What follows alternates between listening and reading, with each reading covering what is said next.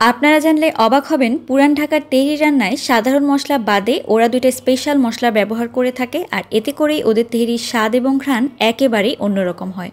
তো প্রথমে সরিষার তেলের মধ্যে দারুচিনি এলাচ একটু ভেজে নিয়ে পেঁয়াজ কুচি দিয়ে দিলাম। পেঁয়াজটাকে একটু ভেজে নিয়ে 1 কেজি পরিমাণে একটা চিকেন দিয়ে দিয়েছি। তারপর নতুন আলু দিয়ে এখানে আদা বাটা রসুন বাটা দিয়ে দিচ্ছি। এখন কিছুক্ষণের জন্য এটাকে কষিয়ে নিতে হবে। কষানো হয়ে গেলে এখানে গোলমরিচ দিয়ে দিচ্ছি।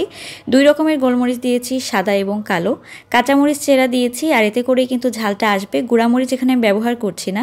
দিয়ে দিব স্বাদ মতো লবণ, আর লবণ দেওয়ার পরে ভালোভাবে সব কিছুকে নেড়েচেড়ে কিছুক্ষণ কষিয়ে নিয়ে 2 টেবিল চামচ পরিমাণে টক দই দিয়ে দিলাম। এখানে 1 কাপ পরিমাণ জাল দেওয়া দুধ দিয়ে দিচ্ছি। পানি এবং দুধ মিলিয়ে কিন্তু 3.5 কাপ নিয়েছি, যেহেতু আমি চাল এখানে 2 পট দিচ্ছি, মানে 2 কাপের মতো। তো পানিটা ফুটে গেলে এখানে চাল দিয়ে দিচ্ছি। পোলাও চাল আধা ঘন্টার জন্য ভিজিয়ে রেখেছিলাম, তারপর সেটাকে দিয়ে দিয়েছি। তো চালটা দেওয়ার পরে একটু নেড়েচেড়ে মিশিয়ে নিয়ে ঢাকনা দিয়েছিলাম। ঢাকনাটা তুলে এখানে জয়ফল এবং জয়ত্রীর গুঁড়া দিয়ে দিলাম, তার সাথে একটু কেওড়ার জল। আবার ঢাকনা দিয়ে দিচ্ছি।